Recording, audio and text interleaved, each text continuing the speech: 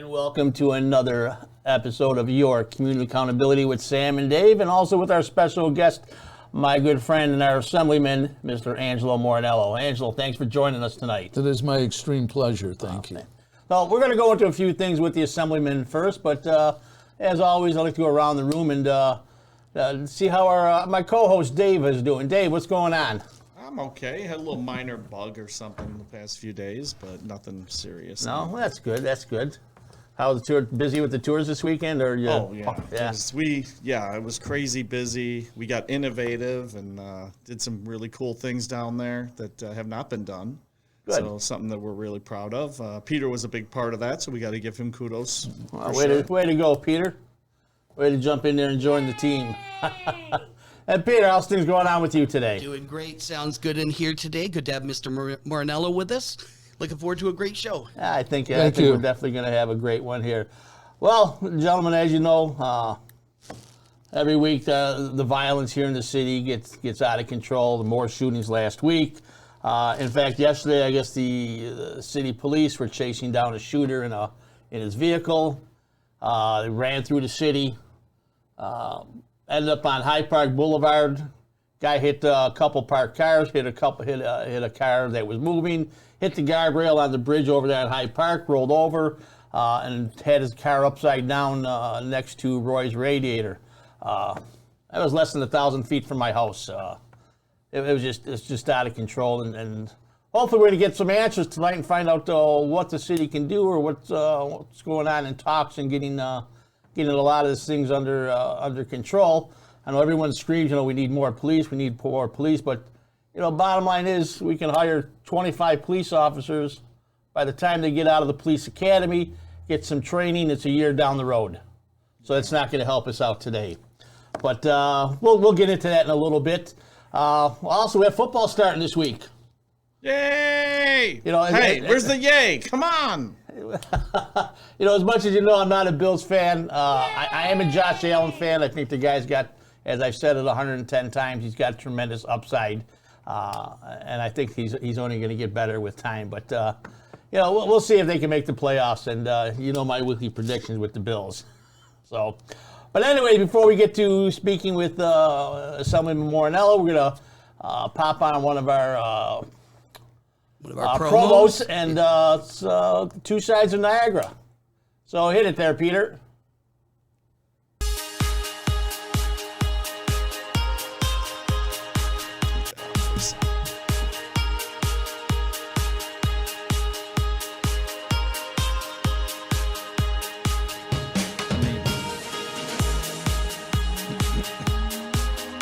I was just watching CFL football.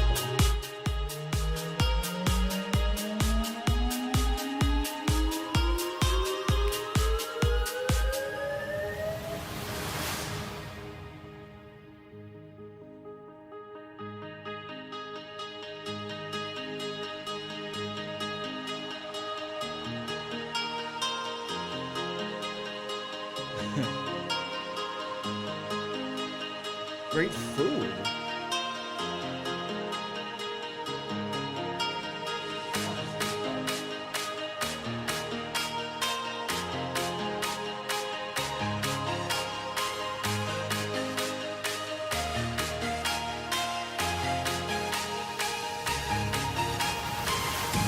Who are they? They're the two girls.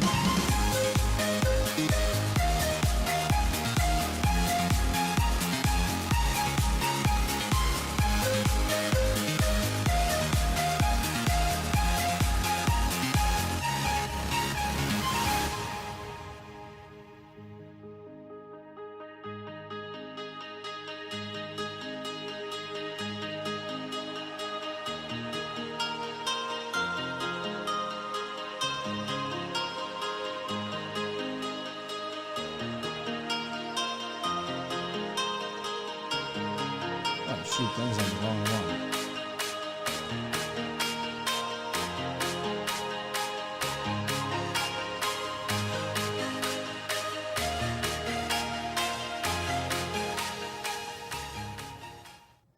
And that was our promo video from Maddie and Allie, the two young girls that are going to be doing a weekly show. The around Niagara County segment of the two sides of Niagara. It shows it as it's a binational experience, but the U.S. side has always been sort of seen as the weaker sister, and it is not. And if you've spent any time there, you'll agree it's powerful. And this is from a Canadian.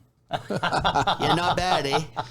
So this is somehow we can get this out to the state and have the state help promote it, or let us know what you can do for us there, Angelo. Yeah, do you know an assemblyman we could talk to?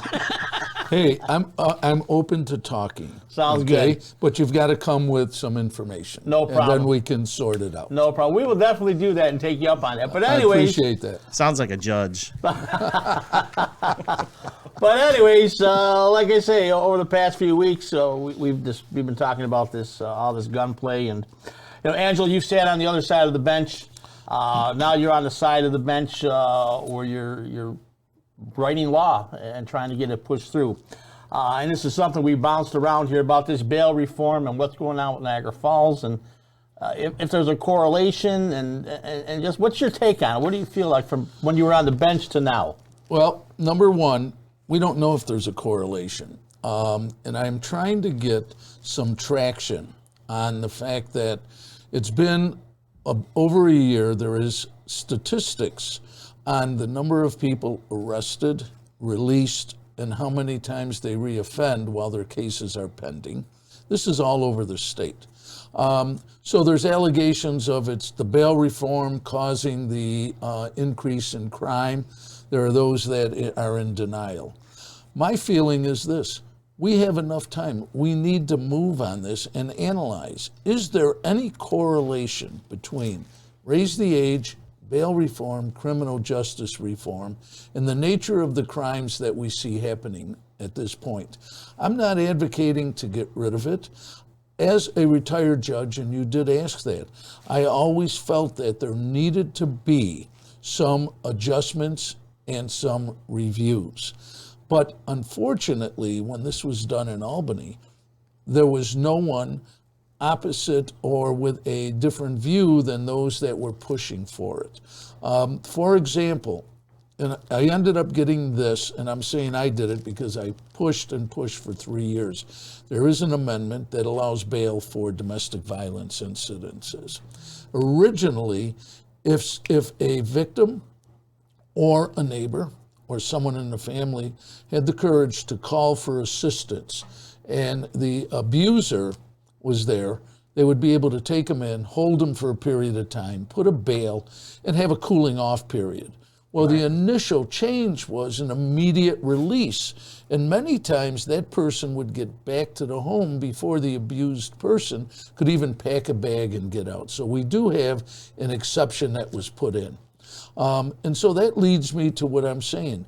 It's time that we sit down in a bipartisan way. But we need people from both sides of the aisle. We need people with different views. Let's get the statistics. And, you hear COVID. We have the numbers. We have the statistics. Well, we have these statistics. Now, they're only a short term. They're a year, year and a half, 2 years, depending on which one we're talking about. But we have the resources and the ability to determine if, in fact, that is having any play. Now, as a judge, when I was on the bench, yes, I had the discretion to put bail on minor crimes. But you know what would happen many times on the younger people? They would at least get a little bit of an idea that there is some responsibility for your actions. Right. Okay? And it seems that nowadays, no one feels they have to be responsible for the consequences of their actions. And let me give you one little example. So I was doing traffic, and this one person didn't show up. So we sent a letter, gave a new date, didn't show up. Okay. Finally, the police went out, because at that point we could arrest them. Brought her in, okay? Young girl from Lewiston. It was a Friday. And I asked, why didn't you show up for court? Why didn't you respond? Why didn't you send a letter? Why didn't you do something? Well, it was spring break and I went to Bermuda. I said, okay, bail's $1,000. I'll see you Monday morning. Okay, now, she started screaming, my parents won't post it. They won't do. I said, you know what? I'm sorry. And she was absolutely out of control. Monday morning, she walked in. It was a different person. Right. And her parents were standing behind her, and she didn't see them, but they were mouthing, thank you, thank you, thank you. Okay? So sometimes you have to get their attention. Right. But I do know that person has never, ever shirked their responsibilities. Yet 2 days ago, and this was really interesting, and I get a lot of this. I was in the dry cleaners talking to Russ, and the clerk came in and said, there's somebody out here who would like to speak to you. So I said, okay. So I went out, and I didn't recognize the person, and that person had 2 little children with them. And she goes, I want to thank you. I said, for what? She goes, you gave me 2 1/3 to 7 in state prison 14 years ago. Wow. She goes, I've been out for 10 years. I'm married, 2 children. I'm going for my degree. My life is great, and what you did for me saved me. Okay? That's phenomenal. And I get some more of that. So the point I'm trying to make as far as this discussion, sometimes you need to get their attention. Sometimes you need to show them that there's another way, but we have to direct them. We can't just let them run through the streets without any direction, without any assistance, or without any responsibility for their actions. Well, yeah, and that's a lot of things that when we've been talking about this, we've always brought up there's no accountability. They don't have to, they don't have to answer to anybody. I know when I was a kid, if I got in trouble, my folks always said, if you get in trouble and you go to jail, you're sitting in there. Yeah, well, because they wanted you. You know, I have a friend, and his one son was starting to act out as a teenager. So he asked me, this was in the old police building. So he asked me if I would have him. 1 second here. Sure, I'm sorry.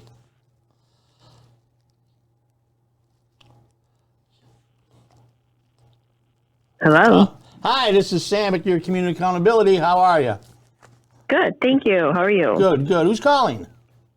My name is Gail, Hello, and Gail. I have a question for Mr. Morinello. All right, Gail. So, Mr. Morinello, you're talking about accountability and making people, take action for what they've done. Question. Yes. Nick D'Angelo, Okay. he didn't pay for what he did in 2009, and look where he is right now. What do you think about that? Well, first of all, let me explain to you how the system works. In 2009, I was sitting on the bench, and there was a high school student arrested. I do not, as a judge, nor do judges, get involved in any discussions regarding resolutions. What I'm talking about is plea bargaining. That is between the district attorney and the defense attorney. Once they come to an agreement, if they decide that they're not going to go through a full trial, they then come to the judge to accept the plea. Once that plea is accepted, and remember, the judge has nothing to do with that disposition. It is strictly the district attorney's office and the defense attorney. And sometimes these plea bargains are done because of what they have that they feel they can approve at a trial. So the fact that there's a plea bargain doesn't necessarily mean that someone is going scot-free or that somebody is not doing their job. It depends on what is provable and what is not provable. Once that plea is taken, it's mandatory you order what's called a pre-sentence report, or a PSI. That is conducted by the probation department. And in that, they give a full history up to that person's point in life, what they feel, and what a recommendation for sentencing is. So in 2009, the recommendation was a interim probation. Now, what interim probation means is this. You're put on probation with conditions, but you're not avoiding incarceration if you violate. If you don't violate, then you complete your probation and the matter is over. So there's a number of factors involved. And I know that I have been accused by different individuals that, first of all, he's not a member of my family. I never met the man. I have no idea who his family was, okay, or is. That's number one. Number two, I followed the recommendation of the district attorney in accepting a plea. I did not negotiate it. And number three, there was no reason to deviate from the norm of following a pre-sentence report. So let's get down to basics. In 2009, I was presented with a report that showed the history up to that point. We had him under control, and I'm trying to remember whether it was 3 or 5 years we watched him. When he acted out again, I wasn't even on the bench, and I believe it was almost 10 years later. So I can understand where you might think or you wanted an answer as to my involvement, but remember, I just accepted the plea negotiated by the district attorney and the defense attorney based upon what they felt they could prove beyond a reasonable doubt. And then I followed the pre-sentence report. If there was a violation, he would have been in jail. But he would have been out by now. And if he wanted to act out again, there was nothing anybody could do. So there really is no correlation, except had I had a crystal ball and I saw what he was going to do in the future, I would have put him in jail, but he would have been out in time to commit those other acts. So I hope I've answered your question or alleviated some of your concern as to my involvement in that particular matter. I never asked you about your involvement. I asked you what you thought about him now. Now he's out, how many years later, and he's a serial rapist, in my opinion. I'll put that in there. As a judge and as an attorney, he's accused. It has not been proven yet. So when there is a final disposition and all his constitutional rights are followed, I will give you an opinion. But at this point, I don't know what the facts are. I'm not privy to the information.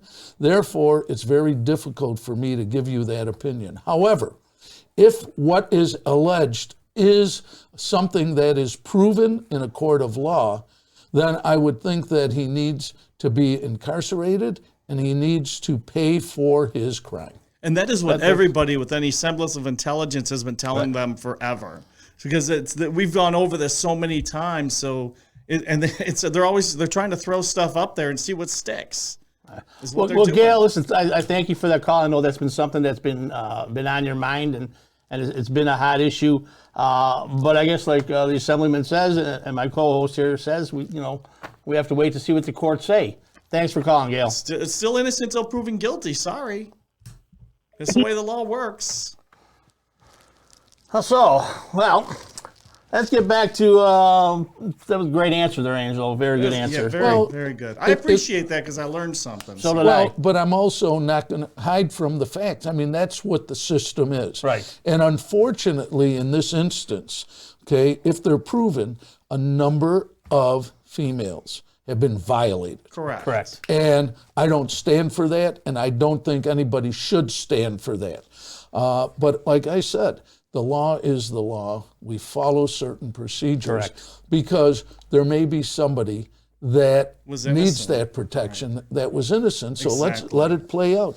But I don't condone the actions. The Facebook mob gets out of hand sometimes. Well, and, the court of Facebook. Yeah. I think, but the difficulty is they've never had the opportunity to actually look at the system or the facts, and I'm pleased that she called in with that question, even though I may have misunderstood it, and I apologize, Gail, okay? But at least now you have it from me as to the entire process. Well, I mean, you're right. That was a great answer, because I again, both Dave and I learned something off of that answer on what exactly the procedure and the process was, and that makes 100% sense right there. But they don't want facts; they want emotion. Yeah. Right. And that's and I understand that as a possible victim. I understand that, but that's not the way the system works, because there's some other guy that might be innocent that, like you said, it's a whole different story. See, a judge's main job is to, once the facts are established by trial, whether it's a jury or non-jury trial, then the law is applied to the facts, and then there's a sentence that is imposed. So there is an entire process. Now, I know that many times victims feel that they're not cared about. I can tell you this, I care about every victim. Right. And, we started this out with some of the changes. And as the assembly members sitting in Albany, they seem to forget victims. Okay, and that also is very disturbing because victims, let's look at it. We have a new governor. Right. Why do we have a new governor? We have a new governor because of these allegations. Now, the sad part is they've tried to discredit those that have come forth and accused, okay, which is not the right thing to do. Correct. In 2019, the governor did champion the Me Too movement and many of these changes. So he should have been well aware of his actions. Okay? And I got offended when he says, well, I'm Italian and that's how we are. When he come out with that statement like that, he's an older Italian. So wait a minute, you're a year younger than me, Governor Cuomo. Is he? Yeah. You're that old? Yeah. Oh, man. How old's Cuomo? But no, we have to respect victims. And unfortunately, the sexual harassment and the sexual misconduct seems to always fall on the weaker sex, the so-called weaker. Right. Okay? Please do not misinterpret what I'm saying. But unfortunately, we cannot victimize a victim. Right. And Governor Cuomo's attorney, when she spoke, she re-victimized victims. And I was appalled at how she was trying to justify the action. There's no justification. Now, before 2019, if you weren't aware of your actions, that's one thing. But as soon as you champion legislation, and as soon as you champion the cause, you should become aware. Right. And so you change. I'm a little older than Sam, and I'm a little older than almost everybody in this studio. So I grew up in a different era, okay? But I've got to tell you what made me more aware than anything. I was practicing law, and I was a young attorney, and it was in the around 2000, I'm trying to think the year. Anyway, it was 1974, 75. And I made a phone call on a case. And I made the mistake because it was prevalent at the time, so I'm not justifying what I did, I'm explaining. And I said to the female on the other side, "Thank you, honey." And she chastised me at that point. And you know what it did? I didn't become defensive. You learned a lesson. I learned a lesson, Exactly. and I've never done that again. So the thing is, when something is brought to your attention, you have to become aware if you're a human being. You have to learn by it. You have to learn by your actions. Well, I told these guys a few weeks ago on one of the shows that a guy I worked with at Collections was talking on the phone to a woman, and he called her honey on the phone. She had it recorded. She got offended. She filed a lawsuit. Company got sued for like $25,000. Yep. Even what we do with the tours, we got to be very careful on how we approach it. I mean, I've had women come up and hug me and kiss me and everything else, but I can't back. No, I can't do that back. But, so it's just that's where we are today. Right. So it's like, you got to learn what you can do and what you can't do. Now, some of the things, and again, respect is very important. And honestly, women were not respected in the past decades for a long time. More than the past decade, longer than that. I can remember. I know when I was a kid, man. I don't want to talk about it. I don't. If I didn't respect the people that came into my house, or if my mother heard about it, my father, it was all over. That's how you grew up with respect. But anyways, So respect. did you ever call anybody honey? Well, here's the thing: if it's a close friend, and if they're you know them and you call them honey, I don't think that's a big deal. Right. But I know where you're coming from. Yeah. But anyways, back to City Niagara Falls. So we've had all this gunplay for the last year and a half or whatever, and it seems like it dies down for a week, picks up. What can we do? What can the state do? What is that? Oh, wow. Thank you for calling your Community Accountability with Sam and Dave. You're on the air. Who's calling? Hi, this is actually Noelle Dolzapo. I just want to say to Mr. Morinello. I want to say thank you for answering those questions. I do understand now, like everything from 2009. It makes complete sense now. I'm starting to learn how the justice system works. So thank you for doing what you could, and thank you for answering. And I did hear that you also were trying to help lately with the Child Victims Act, or I supported it. Yeah, yes, that's it. Okay, supported it. So I want to say thank you for that as well. Yeah, excuse me, on that subject, if you don't mind, stay on because we can have a discussion. There's now a bill for the Adult Victims Act, and I'm pushing for that. I just can't seem to get it to the floor, and it is a majority bill, so it's not my bill that I can't do it. It's just there's no appetite. In addition, there's another bill out there that would provide financial assistance for those that can't afford to pursue actions against them as the adult. So there's a couple of bills still out there. It's Nicole, right? Is that what you said your name was? Yes. Noel. Yeah. Noel. I'm sorry, Noel. Please forgive me for that. But yes, we have to do what we can with what we know at the time of the decision. And there's much we know now because it takes a long time for some of the trauma to come forth. And I accept and understand that. So, but thank you for calling in. Noel, thanks very much for that call and for those words of confidence. Hey, Noel, we're not saying that Nick is a good person or anything. Good afternoon. I got another call here. Okay. Your community accountability with Sam Dave and Assemblyman Morinello. We have Joe Shara on the line. Joe, how you doing? Geez, how'd you know it was me? Yeah, I got caller ID on my phone. Well, you were asking the question, how do we control our gun violence? It was very, very tough. Right. Now, you could put, like you said, 25 more cops on the street. Nothing's going to happen.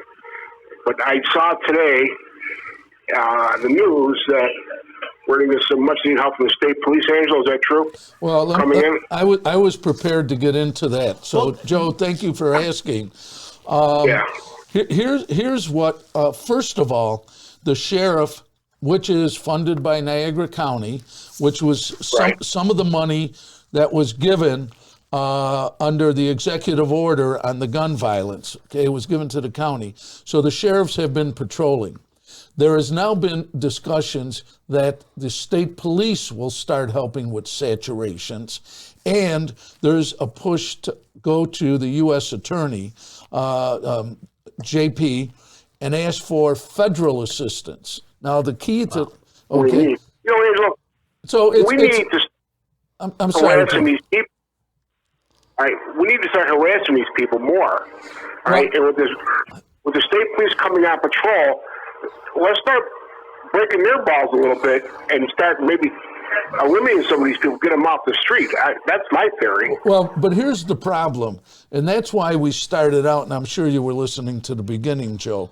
I'm not going to say that all of the bail reform, criminal justice, and raise the age has a direct correlation. But I think it's time that we look at it because our law enforcement's hands are somewhat tied right now. And what we have to do is look at, number one, are their hands tied because of these changes? And if they are, then do we address and maybe modify some of the changes? But I think the key is saturation patrols. And that is what is occurring. Now, Saturday night, the city did a saturation patrol. The sheriffs were involved, and I believe the state police were involved. They had these SWAT vehicles. They had armed police, and they went through and they did saturation on the troubled areas. But the problem is you drive past. So by bringing in the state police, bringing in more resources that are no expense to the city, these are resources that are available that you bring together. I don't know who remembers when the Crips and the Bloods were having their gang wars over drugs in Niagara Falls. And I believe it was around 18th Street, almost to Ontario Avenue, in that specific area. Okay, there was saturation patrols. It was park police, state police, sheriffs. It was I believe the FBI came in on that, and they just had constant saturation patrols. They eliminated it. So now we're back to where it's escalating again. We don't know the exact cause, but they're looking at saturation patrols. Saturation patrols that are not directly the expense of the city, but they are assistance from the state and federal government. So that is what's being planned, and I think in the next week, you're going to see a dramatic change on the streets of Niagara Falls with these saturation patrols, because there is a reach out for this assistance. And I think we can control it with saturation, eliminate the cause, which may be new gang wars, may be new drug wars. We don't know yet. But on the other hand, there may be reasons that they do know and they will target. But unfortunately or fortunately, we can't just reveal everything to the public, because then it gets out. Yeah. But, as a lawmaker, now we need to start giving the judges the teeth again, the power to do what they have to do. Correct. Because, Judge, their hands are tied. Well, And if they get a little more teeth in their courtroom and start locking these people up, everybody starts slowing some of this stuff down. Well, Joe, sometimes you have to get their attention. Now, the person that had robbed DiCamello's, I think within the past week, they had been arrested and released, because it was catch and release, possibly 8 times. In that 1 week?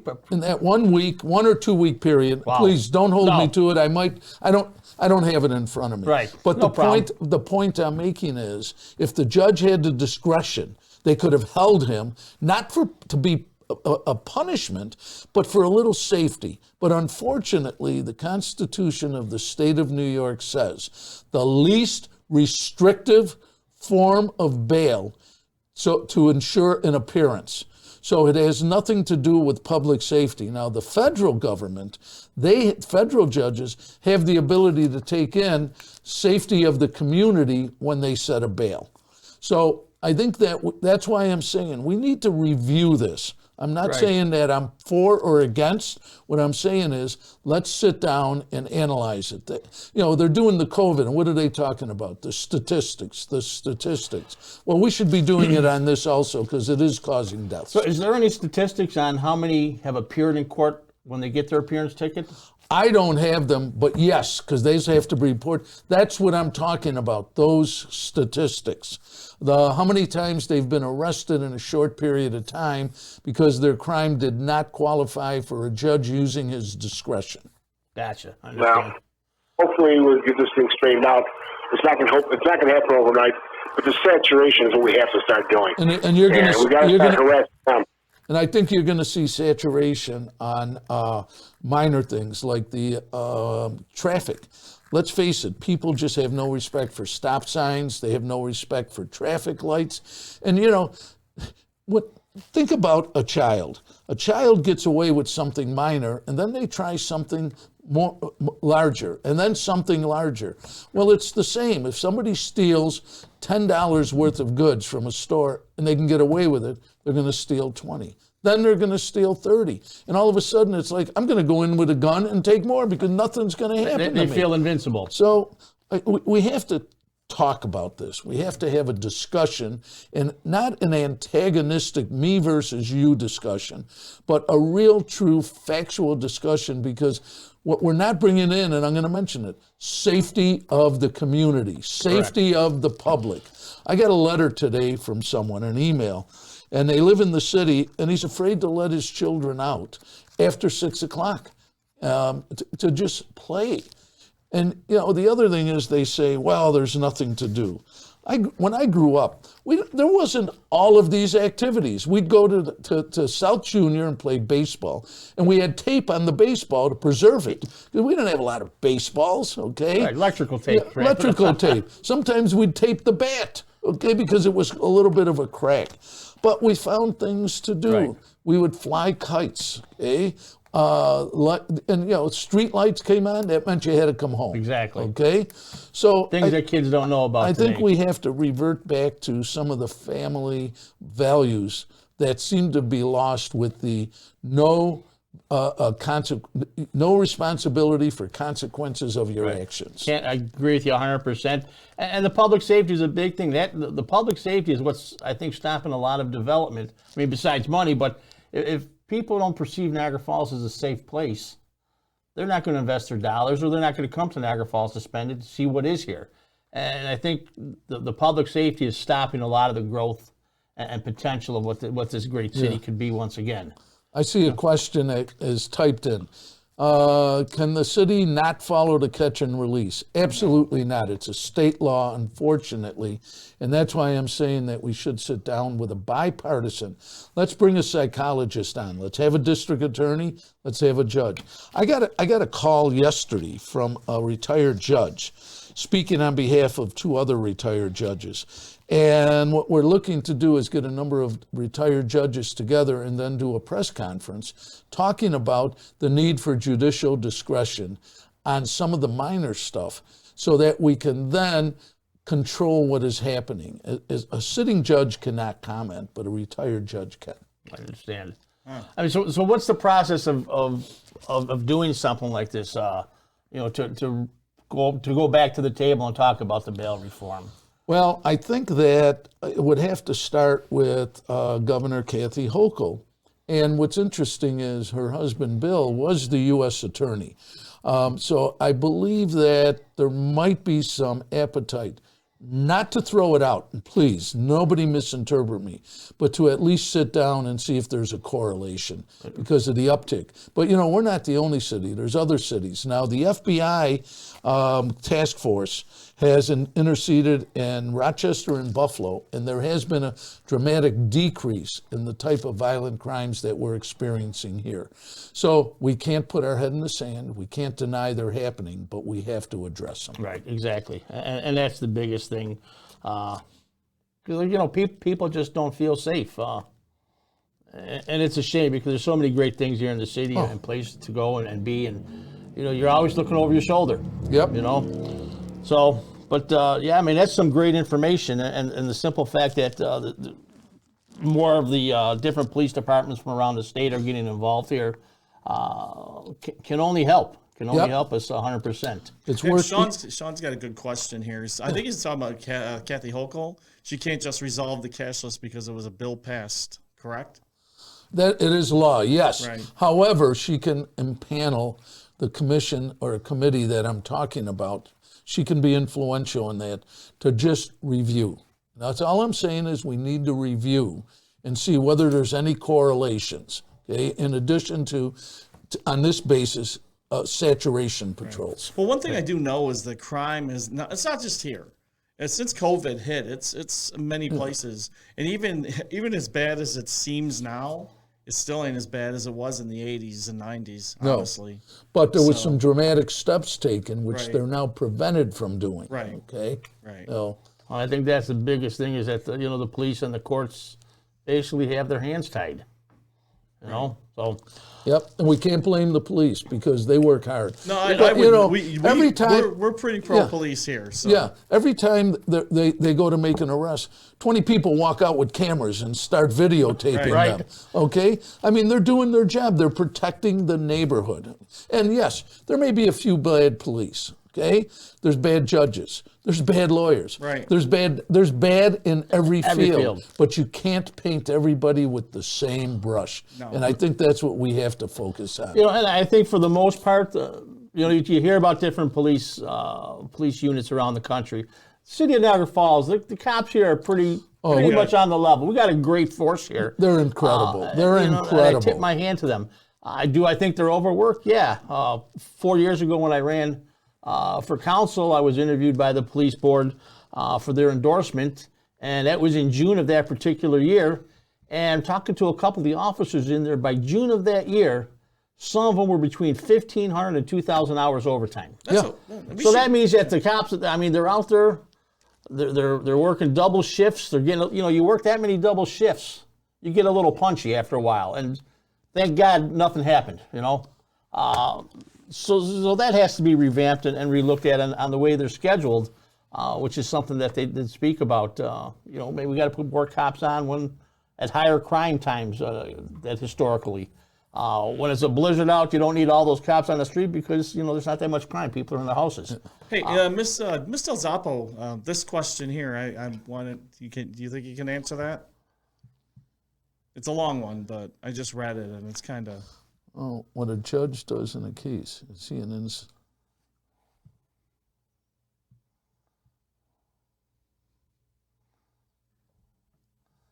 And we're reading that. We're reading the post there, folks. A judge should not interject themselves in a case. They are supposed to be the arbitrator. They are supposed to have no interest on either side of that case. I don't know what happened in the courtroom, Ms. Del Zoppo. So for me to answer that question on another judge, I apologize. I just can't answer that question because I don't know. There's so many factors that come into play that it's very difficult for me to answer that. If I had the full transcript in front of me of the proceeding, I would be able to give you my opinion on it. But without having the full transcript of the proceeding, what we're relying on is either a newspaper headline or a newspaper story that doesn't lay out the entire discussion had between the district attorney and the judge. And so, as I said, if I had that, I would be pleased to answer your question. I think as well, that requires a little clarification because in the case of Mr. D'Angelo, you're presently in the beginning of the trial process. The jury hasn't been selected. They're still arguing motions. So in here, you were dealing with the sentencing process, which was a completely different part of the case. Correct. And so comparing what a judge does to engage a case and start it off compared to what a judge will do during the sentencing is kind of like apples and oranges. Well, let me throw this out. If I was the judge now, I would know his propensity and his history. In 2009, I had a high school student in front of me, okay? Right. And I was not part or privy to any of the discussions between the district attorney and the defense attorney. Right. And rightfully so, I should not be part of those because I have to take that case open and free without any other than what I've read on the allegations in the complaint, okay, that is presented to me. Right. Right. And that's, like I say, hopefully, sometime down the road, it's going to be a little more clear on that entire case. And I just hope justice is served. And, if the gentleman's guilty, then he does the time. If he's innocent, then he walks free. So I guess we'll just have to wait and see how it plays out. But what they want is a public trial, is what they want. Well, be that as it may. We can go round and round on that. That's what they want. Yeah, exactly. I mean, it can't be argued out on Facebook. That's for the courts and the jury to decide. But as you know, another subject that's come up here, and I've only gotten half a side to it, is this, the council was asking for a user fee for the state parks. And I think that time, the state park and the city should work hand in hand with the state. And where do you see that whole state fee thing, or what's your opinion on it? I would be open and pleased to have a meaningful discussion with the city, but they have to present the facts so that we can make an argument. It's not enough to just go say, we want $2 a car, and we want you to ask the state to do it. Number one, how much are they taking in versus take the total picture of the state spending in the area.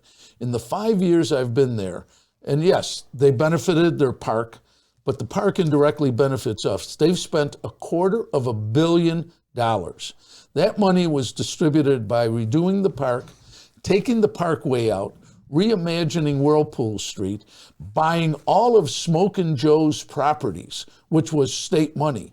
So you can't just look at one department and say, well, they're benefiting from us. You've got to look at the total return. But if the council can put together exactly how much is taken in by the parks, how much is given back to the city when you take the total picture of all the monies that are come from the state through various departments. Let me just, today alone, and unfortunately I don't have it, but we did the groundbreaking for the True Bethel Commons. Okay. True Bethel Commons is the old Sacred Heart complex. And Reverend Pridgeon, who came here for an overnight visit, he stayed 11 years. But it is quality low-income housing, okay? But it's not free housing, okay? So, but the state, through various tax credits and through various other assistance, contributed over $10 million to that project, okay? So we've got to look at the total picture of what is being put back into the state. So this is where I would need the background, the facts, what your intentions are, why you feel you need it, what is the expense that you are not getting reimbursed for, and then I can make a presentation. But to just go with a blanket, I want $2 a car without anything to back it up, and the request is being made of me, or a request to ask, can you get some of these fixed? But nobody has made that type of request. Nobody has requested a meeting. So you have to look at the process. It's not enough to just throw out a slogan. You have to know how to back it up. Right. They did just raise the price on parking on weekends to $15. Okay. I mean, that's considerable. That's a lot. It was 10. You're talking at the parks? Yeah. Okay. Yeah. So in other words, if the council sat down and they put something together in a proposal and with all these different items, you'd be more than willing to sit down and say, let's see what we can do, guys? I'm always willing, but I'm not just willing fair to enough. take somebody throwing something out like a trial balloon without any I have to deal with facts in Albany. Right, exactly. And when you're dealing every single day with bills, with requests, okay, from different agencies, from different organizations, they actually put all of the information in so that we have the talking points. But without the talking points, and it's not for me to create the talking points for someone else's need, it's for me to advocate those talking points. That's my job. That makes sense. Well, there you go, City Council. Assemblyman Morinello will discuss it, but you guys got to do your homework, put the program together, and then we can sit down at the table and go from there. And if it's something viable, then it can work. So, is there any tax money coming? Any at all going from the state parks to Niagara Falls? Any help whatsoever? Well, like I said, you've got to look at what expenditure are they making. So what I talked about was, yes, it was for their park, but they gave us a world-class attraction. Okay, so would we rather give the money to the city, which has not been a good steward of money over the past years, and I'm not talking just a year and a half, No. okay? So they have not been. So do we say to the parks, give us all the money and then we'll maintain the park? They can't even maintain Main Street. I mean, come on. well, people talk about that and about the casino revenue. And when this whole thing originally was negotiated, Senator Maziar at that time said there needs to be some strings attached to this because the city of Niagara Falls does not know how to handle money. Well, people laughed at him, they criticized him. Well, you know what? 20 years later, he was exactly correct. City of Niagara Falls does not know how to handle the money. They blew through $180, $240 million with nothing to show, and I think that's a travesty. And these streets should be swept clean with all the money we blow. What about the properties that are owned by what's his name? I forgot his name right now. Bernstein. NFR you're talking about? Yeah, NFR. What about? I mean, I can why tell you. can't we do I can tell you eminent this. domain like we did with the state I can park? tell you this. On September, trying to find the actual date. We are having a meeting. Unfortunately, I've got to meet with the Senecas. However, in the third week, and I'm not sure of the date yet, there will be a meeting with his representatives on some projects that are starting to be put together. Oh, that's so there fantastic will news. be some movement. And just so you know, in the last 2 weeks, I have discussed with the mayor and with their representative, okay, the need for them to either start doing something to show some movement, okay, or we're going to have to figure out a way to push them. Eminent domain? Well, you can't do eminent domain unless you have a specific purpose, and then you get tied up on the costs of eminent domain. So it's not an easy process. It's a long, arduous process. Okay. I'm also asking for, and it's my understanding it will be granted, to allow the mayor and I to physically go to New York City and meet with the owner. To just start discussing. So we are, believe me, we're starting. But you've got to remember, first of all, our new mayor has been in office only 19 months. Actually, only 18 because we just started September. The first 12 months, he had to get his cabinet in order. It was COVID. Right. He had to deal with some of the offlow of the prior administration. So when you're looking at somebody walking in after 70 years of deterioration, it doesn't happen in 18 months. I understand that, by the way. But so what you got to do is, like I said, and I said it this morning at the groundbreaking, your glass may not be full to your desire, but it's not completely empty. Take the blinders off. Go look at what they've done with the parks. Go walk the Parkway. Go look at Whirlpool Street. That's all state money. You don't even want to get me started on the parking lots in the park. And Niagara Street is going to be given a haircut and redesigned. It will be starting this fall. The contracts are out. We've been working 5 years on it because if you look at Niagara Street, it's a state highway. It was designed as a speedway to Canada. Right. Think about it. Okay, one of the main arterials was a speedway to Canada. And it can't happen. Right. We even had a highway that went directly there and then they figured out, hey, this ain't the 60s. They messed everything up. So that is in the process, and you'll see some dramatic changes that'll improve that Niagara Street corridor. But right now, I don't know if people realize, if you're on 3rd Street and you're staying at the Sheraton or one of the hotels, crossing Niagara Street is like crossing 7 lanes of traffic. Exactly. And when you look across, you see a vacant lot, and then you see a vacant parking lot, and you see the corner where they haven't developed yet, and you see Niagara Street. If you're in a strange city, you're not going to walk 7 lanes of traffic with traffic going 2 ways, okay? So that is being worked on at the state expense. So let's take all these dollars, and would you rather they spend the big money, or do you want to advocate for them to just give us some money from the parking? So that's why I'm saying it's an intense discussion based on facts, right? And then we can make a presentation. I certainly appreciate your answers here because it's so easy just to say, let's do this. I get what you're saying. Yeah. Tons of insights. It's been very informative. And I think that answered a lot of questions to people that have been posting, see what the Assemblyman says about this or about that. And I think this let me throw a lot of questions here. Let me throw something else out that's really been a sticking point with me. And there is a bill, and I now have union support. Do you know that the Niagara plant is only one of 2 plants that provides a profit to the state of New York? I'm talking about the power plant.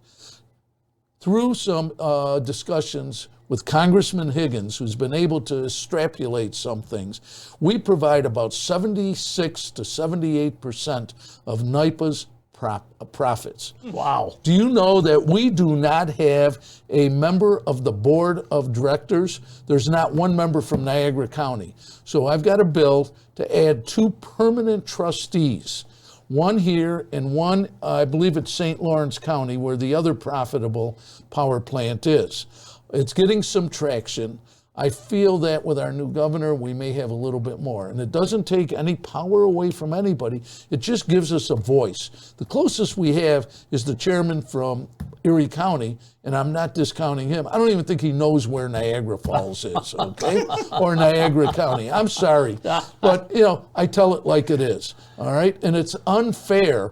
And I'll tell you something else that's happening that we just started discussing today.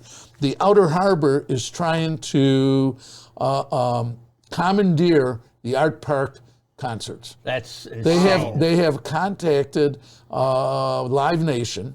Okay, Art Park has been around 50 years. They found ways to sustain themselves, but more importantly, it's a historic site. Right. And more importantly, it's state land. It's not county land. It's a state park. So we are starting today. We started today with our conference. Okay, with including the director of Art Park, the chairman of the board, Senator Ort, myself, and a few others, and we're starting a program to bring people's attention. It will it'll destroy the businesses in Lewiston. It'll hurt the concept. Okay, so we have a lot of fighting to do. Okay, and the only reason I bring up Art Park is Niagara Falls is my largest district, but I have 5 towns and 1.5 cities. So I do have to pay a little bit of attention. I pay more attention to Niagara Falls. That's right. Okay? Because it's my hometown. I live here and I believe in it. But we have to look at the region as a total package of support. And that's why I'm saying the state will provide police, state police, park police. The county is providing the sheriffs, and so we are putting that together. But once this problem's over, we can start focusing on what we have here and how to go forward. And I really believe that's the biggest thing. Is once we can get this crime issue, this shooting issue under control, everything else should start falling into place. At least in theory. You know, if people aren't safe, they're not leaving their homes. They're not putting money into the economy, and it just spirals downhill. So.